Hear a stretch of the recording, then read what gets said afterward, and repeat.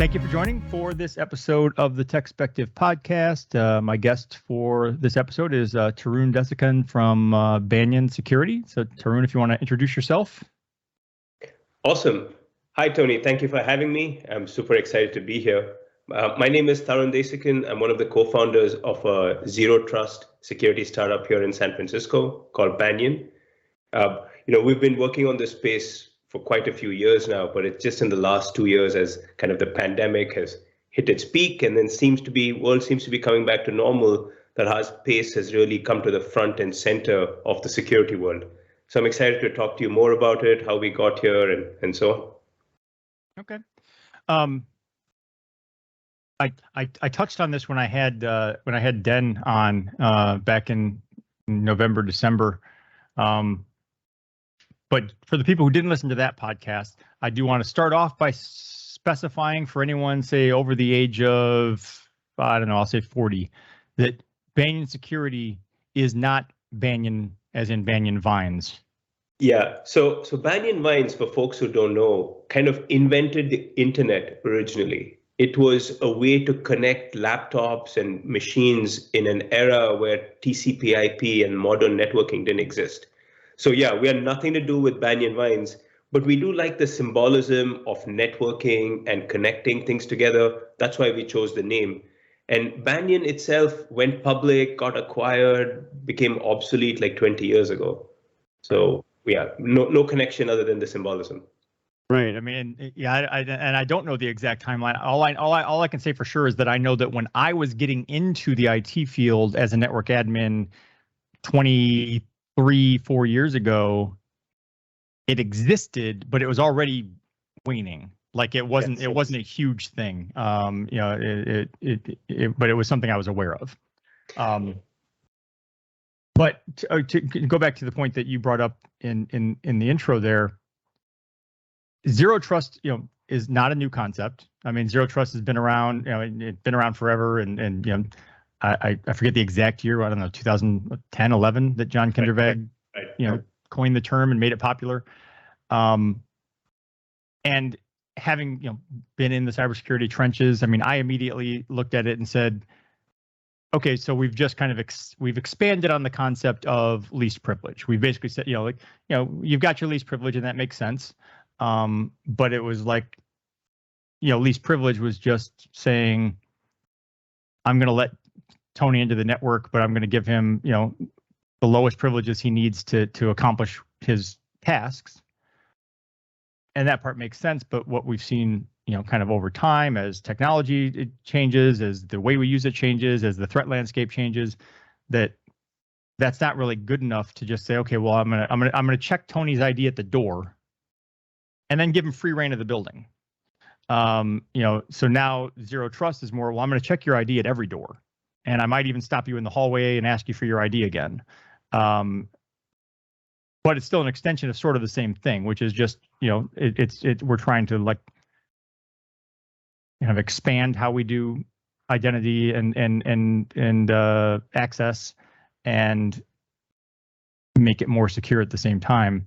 And so it's not new, but to your point, the pandemic really kind of shifted everything, where all of a sudden everyone's working from home, everyone's remote, everyone's, at least before, if I'm the network admin or the IT security admin or whatever,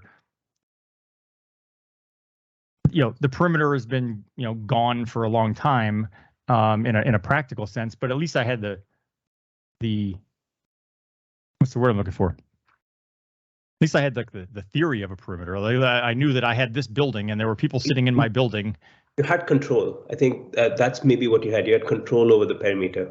So zero trust, I have been tracking zero trust for a while, just as you have. And I kind of see three distinct phases where the term zero trust has also changed. So this is my theory. I'm curious what you think. So when it first got started, folks came to the office, and most applications kind of ran on premise. A few things had gone to SaaS, a few things had gone to cloud. So that was kind of the first generation of zero trust. And that was really about segmentation and least privilege access once you're on the network.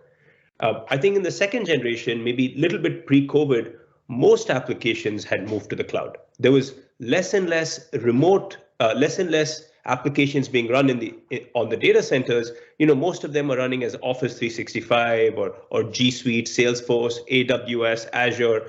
Most things have moved, but people were still coming to the office. So that was kind of the second generation of zero trust, where it became, hey, the perimeter doesn't exist for your applications.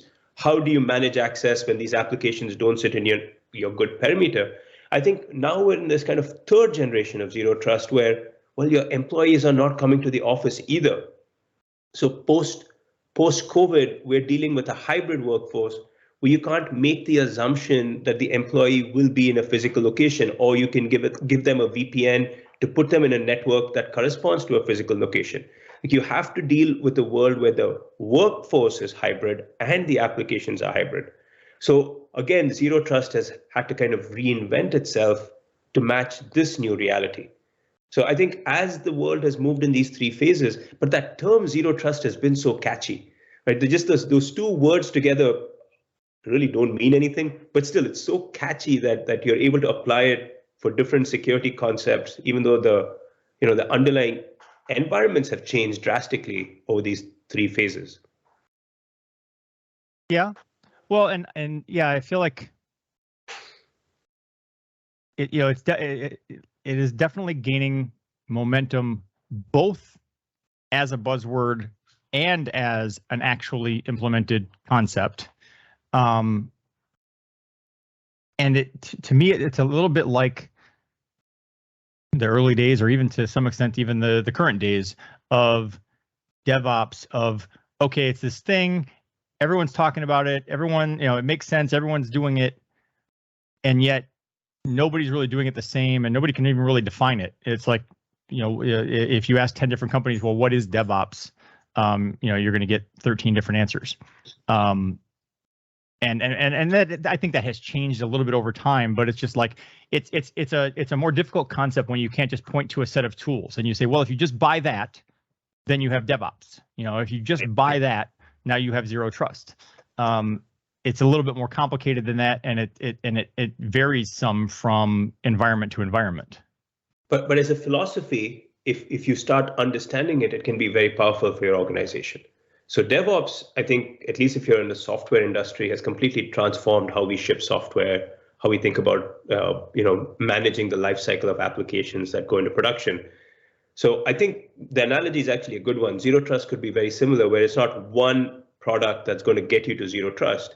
But if you adopt the philosophy and inculcate it into your organization, then you can start seeing some dramatic benefits. Yeah, and that I think is maybe the key, is when it comes to things like zero trust and DevOps. It's not that there's a specific product you can just go buy. It works the other way. It kind of works from the top down. It's like you have to adopt the mindset and the philosophy. Then you can figure out the tools that help you get there. But you have to have the philosophy first. In the early days of the DevOps world, it was very interesting. There were companies that would just very proudly say, we are not DevOps. Right? They would just say, we are not DevOps. Dev shall never talk to ops. That's just not how we run our stack. Do you see that in zero trust? Do you see people who say, we are not zero trust. We shall trust the network. Like, we are going to be so deep in the network that we shall not do zero trust. Well, right. You don't see that. And what you see is kind of the opposite of now everyone kind of, claiming zero trust, or everyone's doing zero trust in some way, shape, or form. Again, partially a function of the pandemic, partially a function of the, kind of dramatic, I guess this is a domino effect from the pandemic, but the dramatic rise in ransomware attacks and the attacks on, critical infrastructure. And then you have the Biden administration coming in and saying, okay, we want government agencies to implement zero trust. And, that's one of those things like, well, once the government says, hey, you should have EDR, you should have zero trust, all of a sudden, a lot of other organizations in the private sector who weren't necessarily on that path are like, oh, well, I guess that's something we should do. Yeah, and do you think there was an analogy in DevOps? Was there like a mandate like that you should do DevOps? I don't know. I don't recall one specifically. I think I think with DevOps, to me with DevOps, it was kind of more. It became very quickly a competitive differentiator.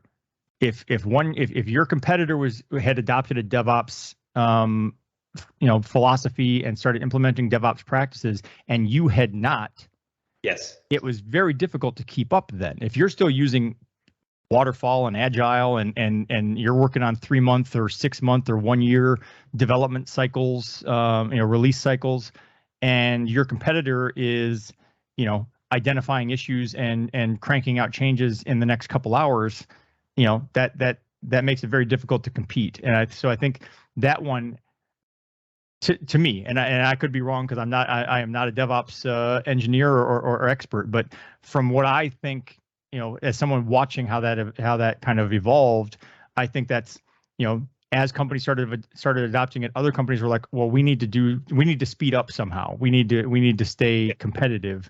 And so you almost couldn't not adopt DevOps in some way, shape, or form. Like anyone who today is still trying to use, waterfall methods and 6-month release cycles is not going to be able to compete.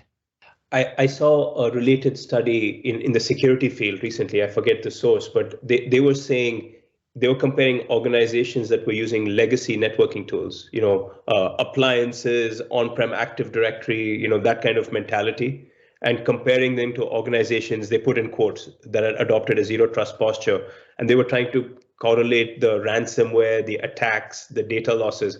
And I don't know how real these numbers are. They were saying 53% difference. If you adopt zero trust, you're like half as likely to get breached and be impacted by ransomware. Now it's a survey data, so I don't know how much credibility to give it, but I think directionally you'd probably start seeing something pretty quickly in this realm as well. Yeah. Well, and also, so it's not the same in terms of competitive advantages. It's not the same. If you look at all of the whole history of security, and technology, like technologies are developed first and foremost because they either help you be more productive, they streamline something or they make something more convenient, and then after the fact someone eventually comes along and says, oh wait, we should secure that. So the kind of the bottom line revenue perspective is always going to be first, and the profit motive and the productivity are always going to be first. And so that's the DevOps side. The DevOps side is, okay, I need to produce faster. And then you did see, eventually someone said, okay, well, let's throw the sec in there. Let's make it a DevSecOps because we need that part too. Well, with zero trust, I think 10 years ago or even 5 years ago, you don't really look at it like it's a competitive advantage, but more and more, I feel like it starts to become one. Like it starts to become like if you have effectively implemented zero trust, not only does being more secure give you some sort of an advantage over competitors who are less secure, because at least you can focus on the right things and you're not scrambling to deal with attacks you don't need to deal with, but also to partners and customers, you become more attractive. I mean, if you can demonstrate that and you can say, look, we are more secure because we've implemented zero trust, that should be a competitive advantage. Well, even to employees, like if you just come back to why we started Banyan, now this was 5-6 years ago, we really were big advocates of remote work from anywhere. So this was well before the pandemic, but what we saw was that there was such a dearth of technical talent, especially in certain fields like advanced networking and security and so on. But there is technical talent all over the world, all over America. And here in Silicon Valley, everyone wanted to recruit just up and down the 101. And if you peel the onion a little bit, enabling remote work, enabling work from anywhere can make organizations insanely more productive. And so in some sense, that's if you look at our mission statement at Banyan, which hasn't changed in many, many years, even now, it was, can we enable work from anywhere by rethinking enterprise security? Like enterprise security is such a bottleneck for a culture that wants people to work remotely, work asynchronously, not be in physical locations. And I think the pandemic kind of has really accelerated. There was already a secular trend, right? More and more organizations were distributed and encouraging remote work. But with the pandemic, that just became an overnight, just a reality for many, many organizations. And so zero trust as an enabler for work from anywhere is also a very interesting angle that we spend a lot of time thinking about. And it just became reality. Just that was astounding to me. All right. Well, let's talk a little bit more specifically about how I don't want to go into like deep technical details of how Banyan works, but how does Banyan Security fit in the environment? Like, like if I'm the client, if I'm the customer, what other tools should I have in place? How does Banyan kind of interrelate with those? Right. So the way to think about Banyan is historically you built a network security stack around an office or multiple offices. It was typically like a firewall appliance that might have had some intrusion detection, a VPN component, and so on. But really, your security model was people came to the office, and then you had this appliance that would give you security. And so the way to think about Banyan is imagine a world where people don't always come to the office and your applications aren't running in the office. So Banyan is this layer that sits between the user and the resources they need to do their job. And so essentially, we're a cloud delivered component. We have a client that runs on the device that sets up the connectivity. We have a cloud component where you manage the policies and the connectivity and those kinds of things. And then from an end user's perspective, it's just like accessing Dropbox or Salesforce. They don't even know Banyan is there. It just functions. They don't need to log on to a network. They don't need to connect to a VPN. None of that stuff happens. So that's the mental model. We want the user not to think about. It's just like everything is in the cloud. The user doesn't worry about how to get to Gmail, right? They just open the app, they connect to Gmail. So we encourage that same user experience. But in order to accomplish that, we do need organizations to have some fundamental building blocks in place. The first thing is strong cloud identity. So back in the day, many organizations relied on an on-premises Active Directory. It ran on a server under the desk of the IT guy, right? That's where Active Directory ran. Now, the problem with that is if I'm sitting in a beach in Hawaii or wherever, I'm not going to be able to get to that on-premise server. But the world has changed. There's Azure Active Directory. Microsoft itself provides a cloud directory. There's Okta. There are plenty of Google has a directory. So we do require an organization to have committed to an online directory. That is kind of the core enabler we think for zero trust. And combining with that directory comes other user posture tools like multi-factor authentication, which we think is really important. So that's the kind of the primary requirement for a solution like Banyan to be successful, is that the organization has bought into the fact that identity cannot be in that desk under the IT admin. It can't be there. It has to be managed in the cloud by Google or Microsoft or whoever you're using. It could be yourself, your own cloud identity. But once identity is managed in the cloud, you can do all connectivity through the cloud.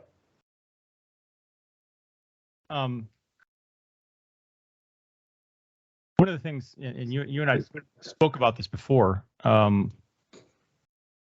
I wrote about it kind of pre-RSA, but you have, and I feel like this applies to a lot of things when it comes to security, but there are kind of two different customers, and maybe more, but there's two from my example, there's two different customers. One customer is, I was told I should have zero trust. I need to check a box. It's the compliance customer. Like the compliance checklist says I need XYZ, so I'm gonna go get XYZ. I don't really care so much about the quality of XYZ as long as I can check the box. And then there's the other end of the spectrum of, well, no, I want the very best of this thing. I want to figure out how to make this work. And I've on a similar vein, I've always maintained that if you focus on security, you will achieve compliance. But if you focus on compliance, you will not necessarily achieve security. Yeah. In that, so with that as the kind of the setup and the framework, there are companies out there. I'm not even going to name names, but there are companies out there who offer zero trust solutions that are, maybe they're not as good. Maybe it checks the box. And sometimes those are larger corporations. And, so what you and I had talked about before was kind of the security vendor playing field, and how a smaller company that, maybe has a purpose-built product, maybe it's the very best product for that, to solve that problem for a lot of customers, but trying to compete with a larger company coming in and saying, okay, well, we're going to throw all this whole, package at you. And it's got this, and it also has zero trust. So I wanted to, get your thoughts on that on the podcast, and then talk about, like, how does that play out when you go talk to customers? Because I think, and I'll let you address that first, and then I have a follow-up, because I think you sort of talked about it previously, and there's something I want to get to, but I'll let you answer. And I think even in that article, what you had compared it to was, are you buying a bundle of Comcast cable? Like, when you buy a bundle of Comcast cable, you get the shopping channel, you get the cooking channel, you get the live sport, or are you just buying Disney Plus so that your kids can watch Frozen 10 times a day, which is what we do? So are you buying a bundle, or are you buying a very focused solution? And I think that's a great point. It is a challenge as any startup in the security space, because you're typically competing with incumbents that sell a whole stack. You can just check the box, you can get everything. But I think there's one other thing that has changed. It's 2022. There's consumerization of IT. People are used to swapping products in and out. So even though it's kind of attractive to buy everything from a big vendor, what really matters in IT today is ease of use and ease of deployment. The IT administrator prioritizes that over everything else. They will choose the easiest solution to get their job done. And the challenge with check-the-box solutions typically is that they're sold as a big fat, combination sale, a big fat bundle. It is really hard, oftentimes, to get them to actually work in your environment. So even though you can check the box, it won't actually work. Right. And yeah. So with the cable analogy, it's like, I think what stands out to me there would be kind of sports networks. Like when you buy cable, cable TV, or even if you get Hulu, so you've quote unquote cut the cord.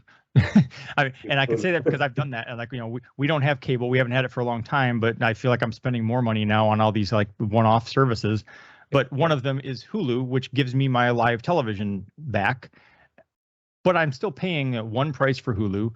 And then, okay, well, now I've got ESPN and ESPN this and ESPN that and 15 different ESPNs. If there was some other network out there that came along that was like a, somehow, I don't know how you would manage this, but if you were like a better sports network, and you had better, somehow you delivered better sports, but it would be hard to break in because everyone's already got this package with ESPN. They're like, why would I offer your sports network? Well, there's this, there's Willow TV. There are a few others dedicated to sports, like cheap guys like me subscribe to. I was just gonna say, and this ties back to the whole thing about we started off with pre-recording about me not wanting to be identified as Texan, and we won't get too political, but, like, I would literally pay Hulu more money if they would let me eliminate Fox News. I mean, I would pay more. Like, I don't want any of my money going to Fox. And so if you offered me a package where you said, look, it's going to cost you a little bit more, but none of your money will go to Fox, I'm like, sign me up. Well, just coming back to, I don't know if that analogy still retains itself in the IT security world, but I think one analogy does, which is bundling is the opposite of innovation. So when there is a lot of innovation in the space, you will see unbundling. And then as the innovation dries up, you will see bundling again. So I think in the cable TV world, the real innovation was like 10, 15 years ago, right? That's when Netflix came out.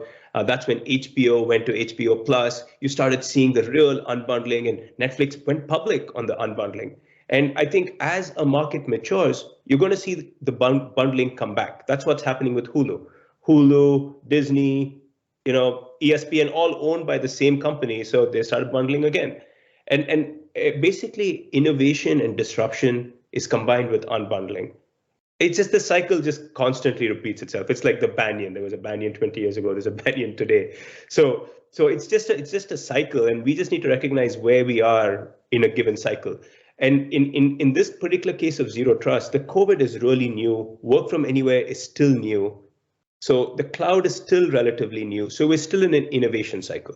So when you're in an innovation cycle, I think the purchaser, in our case, the IT administrator, in your case, the guy buying the cable TV, really values easy friction, get it done quickly. But then as the innovation ceases, you just want to buy a bundle and not think about it.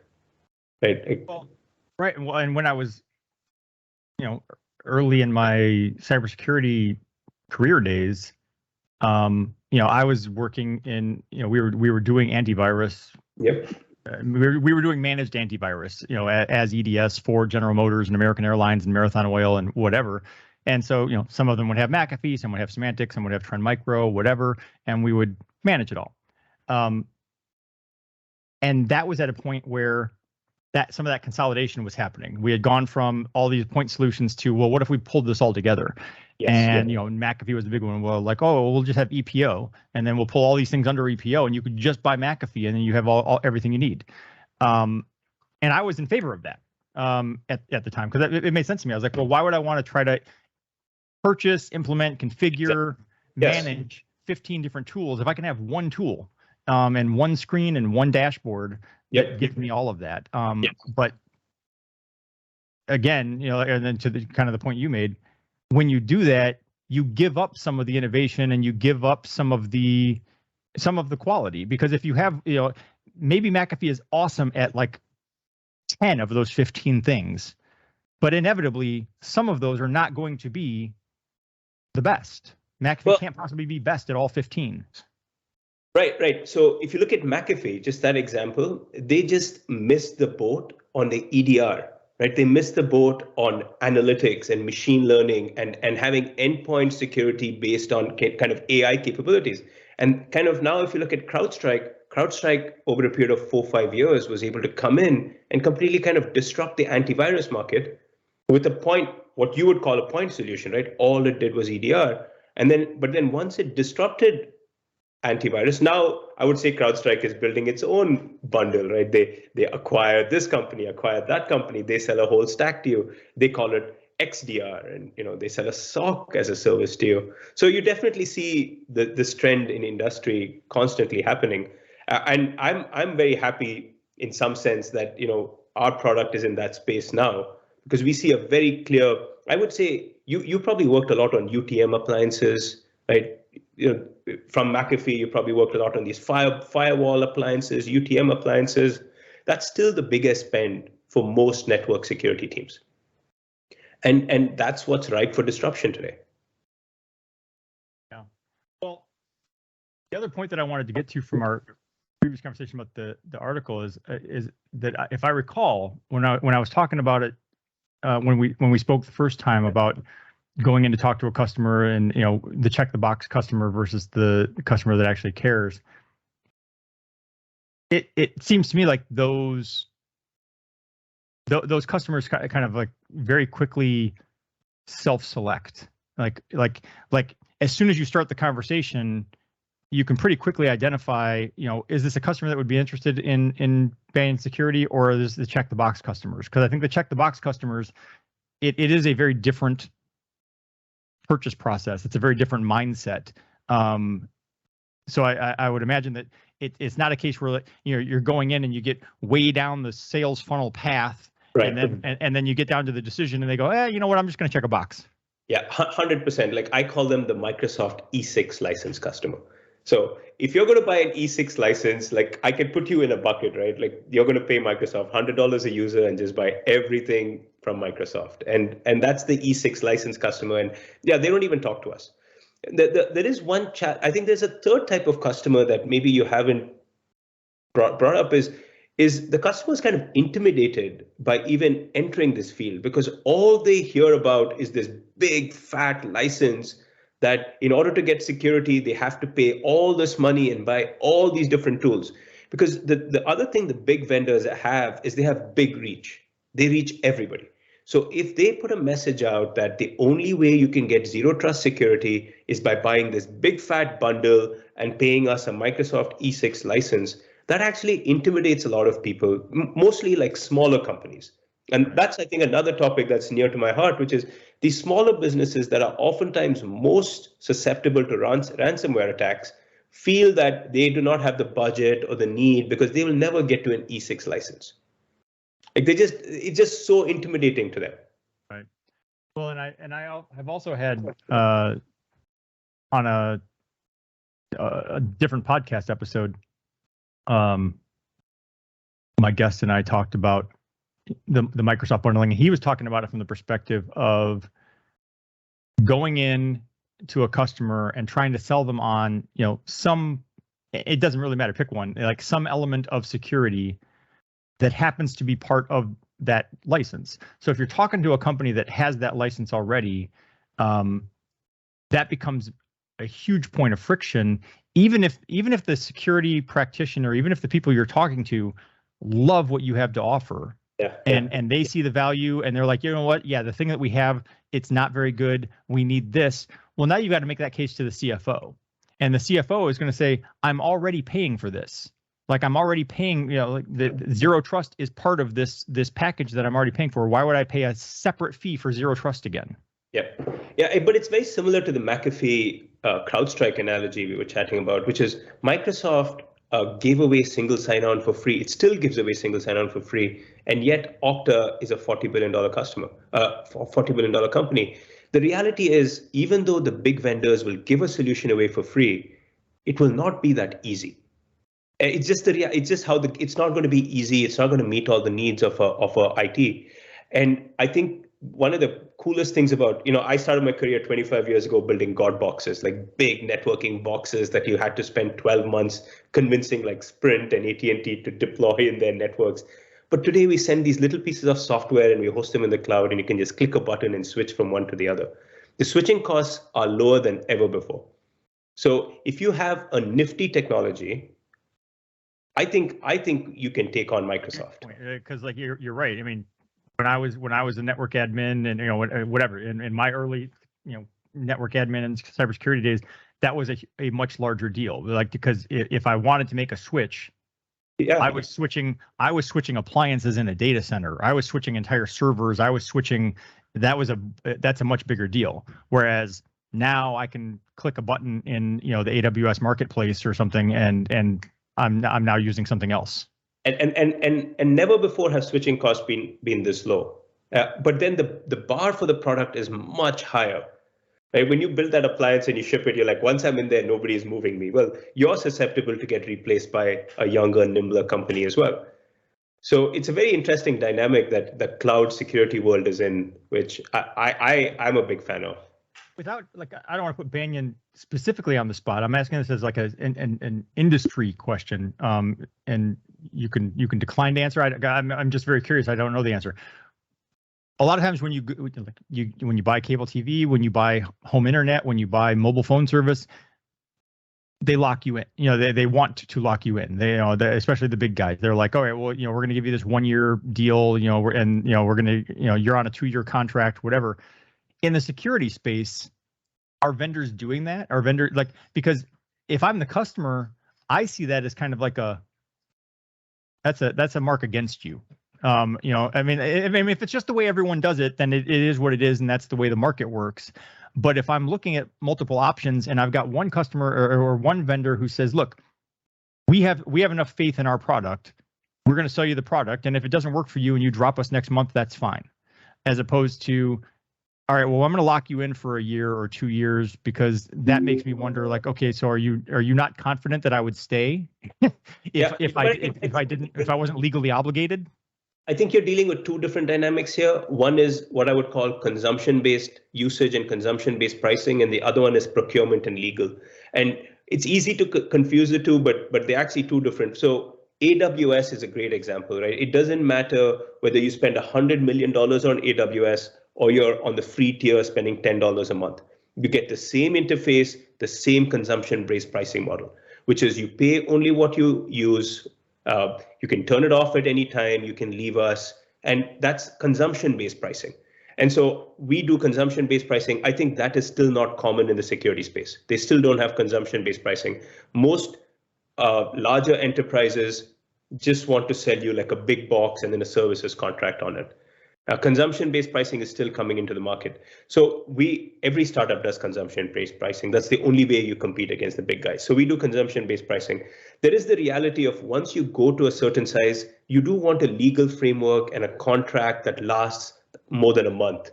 So even companies like AWS, they have consumption-based pricing, but then they will allow you to create a multi-year contract, a multi-year purchasing vehicle, and that's mostly for predictability on the finance and the legal teams. I can see from a business perspective wanting that, because I want to be able to say, okay, I have these customers, I have this monthly revenue.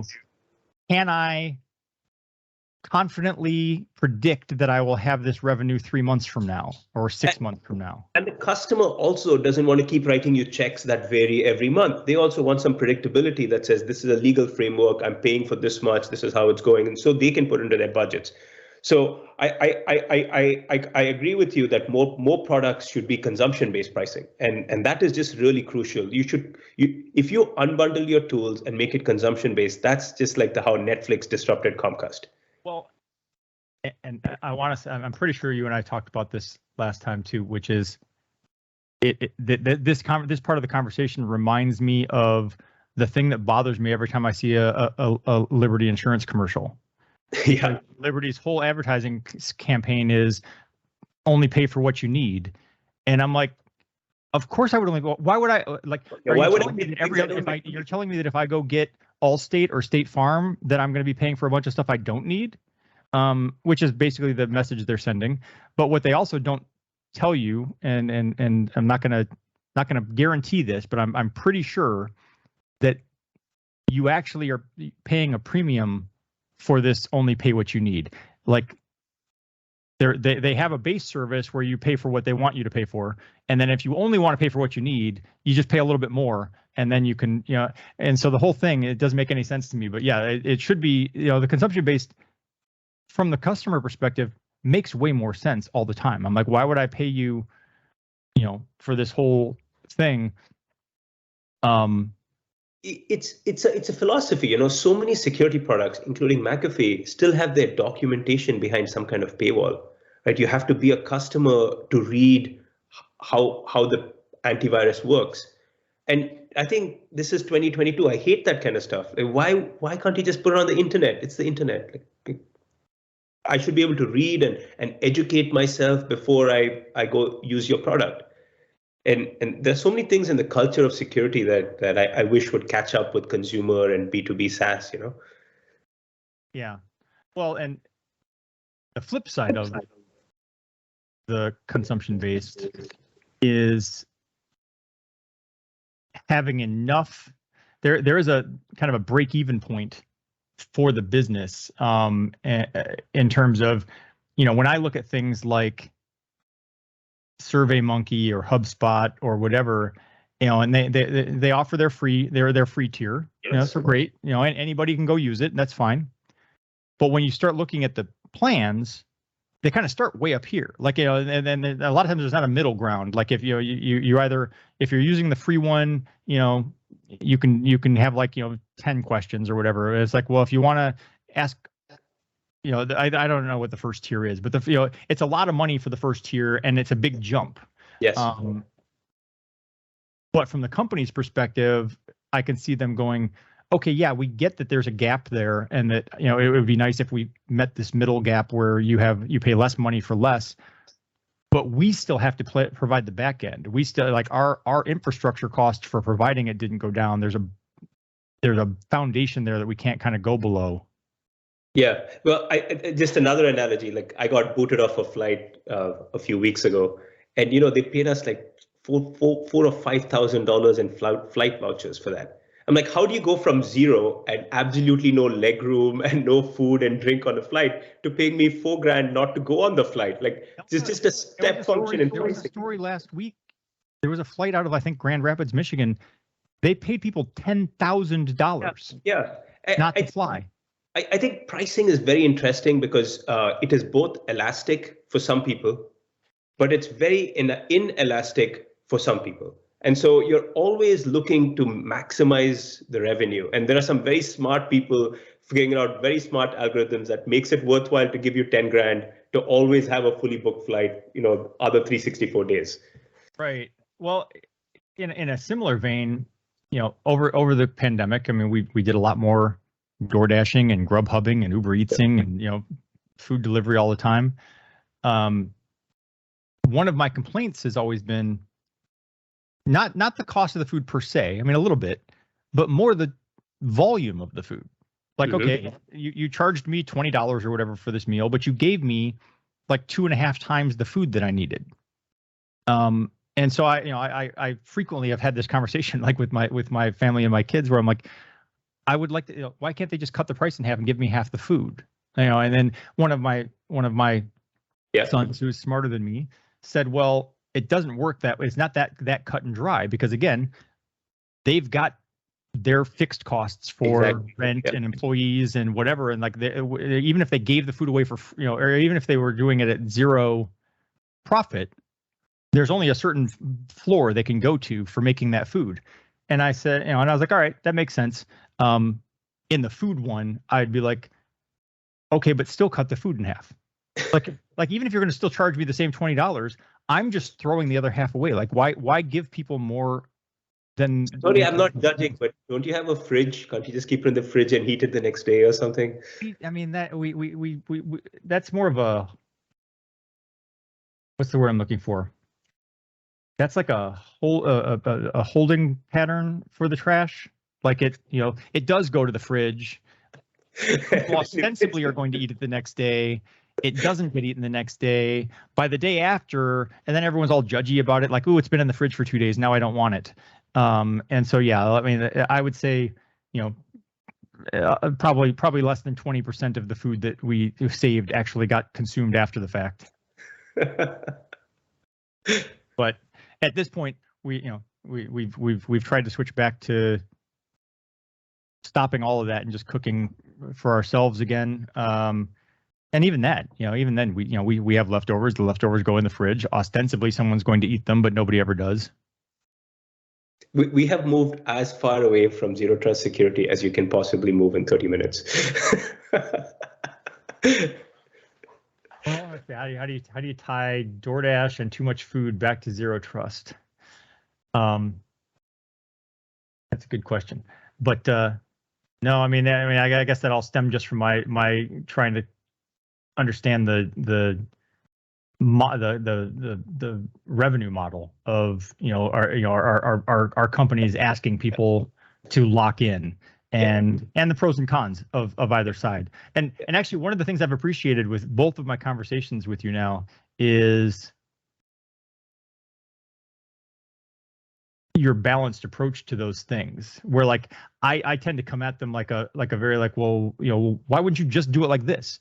And every time I talk to you, you're like, okay, well, yes, that does make sense. However, there is a flip side. There is a reason that it works like that too. And it's a matter of how do you find the balance? Well, you have to study the enemy if you're going to disrupt them. So I spend a lot of time studying the enemy.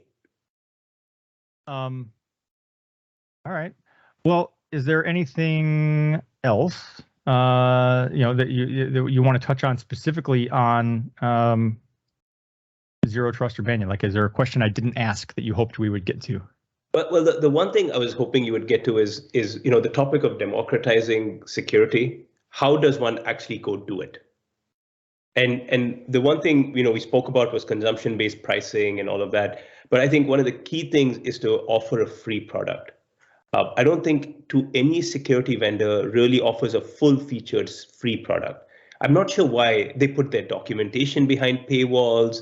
You have to call them to even get access to a product, all ostensibly in that, our sales engineers are very important. They don't have time to deal with you. But what happens is you really isolate, and more businesses are recognizing the need for security, but they're not sure where to start. Like they can't afford the Microsoft E6 license. So you just kind of like don't target that audience that could be very valuable. And I understand you may not make money on them today, but they will grow, and in 6 months to a year, they will have a budget that they can spend with you. So I really feel like I would love to see the security industry have more free product, trial products, sandbox products, to bring these folks who have typically been disadvantaged from the security perspective into the security realm. And it's when they get hacked, eventually target gets hacked. That's how these hacks happen. The small guy gets hacked, and then eventually it builds up to the big guy. So we have to protect the small guys, and you protect the small guys by giving a product away for free. Well, let me play the other side balanced role there. I agree with you. And on the one hand, I can see like, well, if a company would do that, if a company would say, look, here's the free product, here's the whole product, you can use it for free, I don't know, either for a certain period of time or up to a certain number of users or a certain amount of data, whatever it is, some kind of a cap, you can use this free product, but it is fully functional because otherwise it's not a valid test. Right. On the one hand, I would look at that as the vendor and say, well, that works great because then instead of us having to like go out and find everyone to do proof of concepts, they can proof of concept themselves, and then they'll just come back to us and be like, hey, we'd like to buy that product.